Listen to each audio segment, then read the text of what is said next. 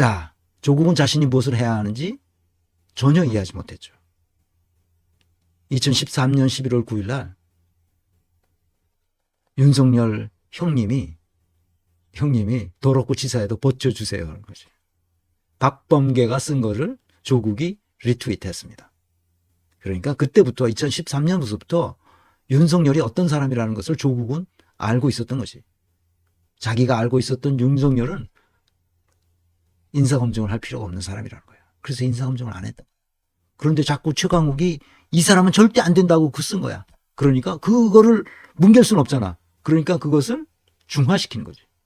그래서 중립으로 놓고 한 거야.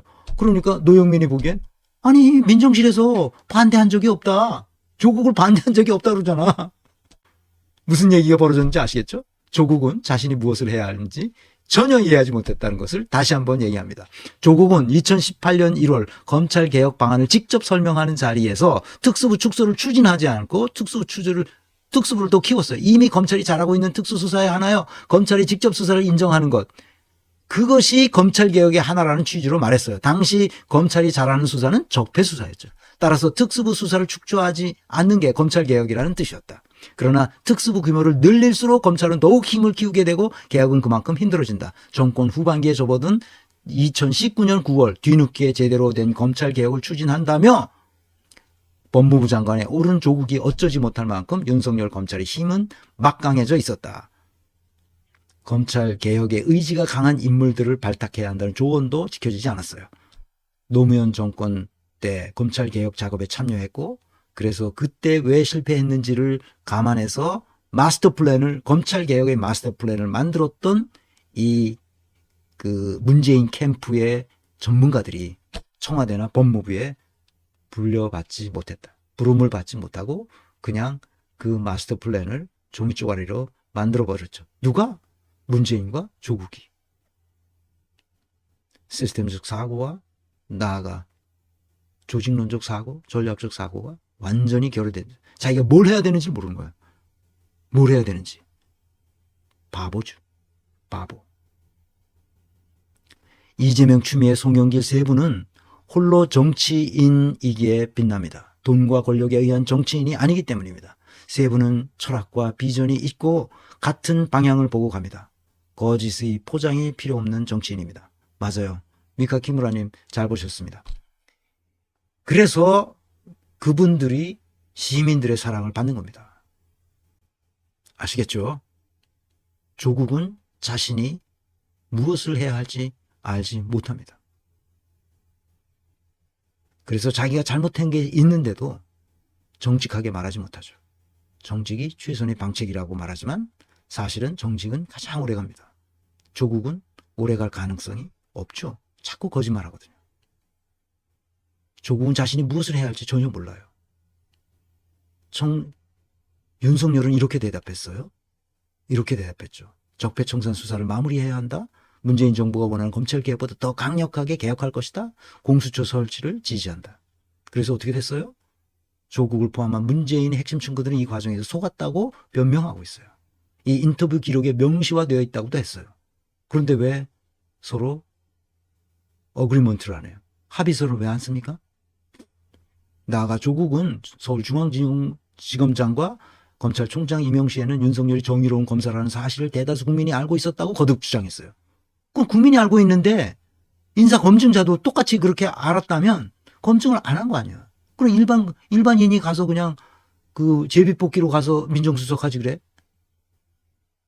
대통령의 공직 임명권 사용을 국민 여론 때문에 인사검증 없이 그냥 임명했다?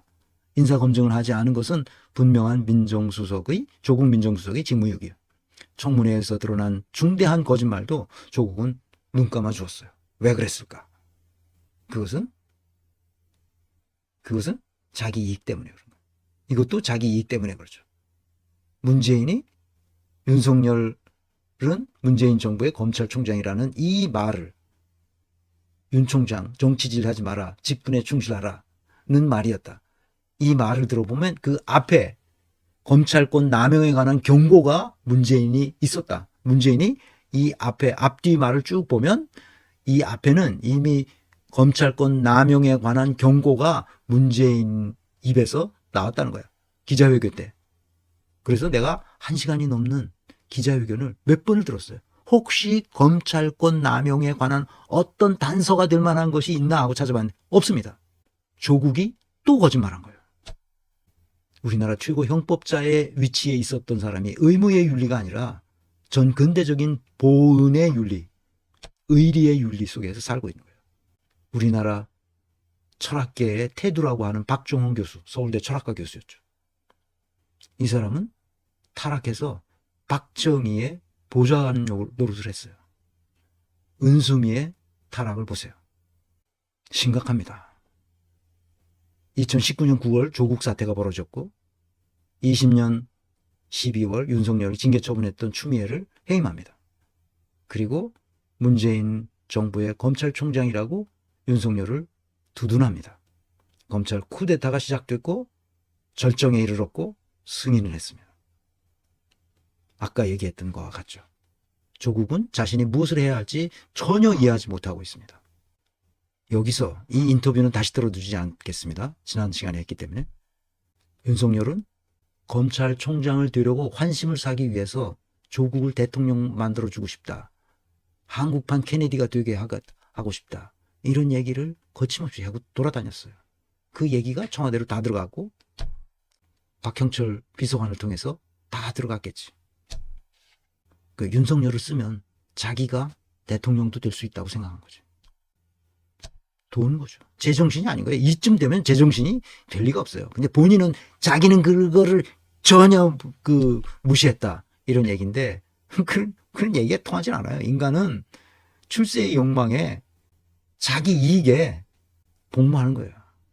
그 자리에 가면 그렇게 됩니다. 그래서 노영민 말에 의하면 민정수석실에 반대하지 않았다는 거예요. 당연하지 그렇죠. 조국을 계속 띄워줬거든. 조국 대통령 되도록. 그래서 그냥 프리 패스를 한 거예요.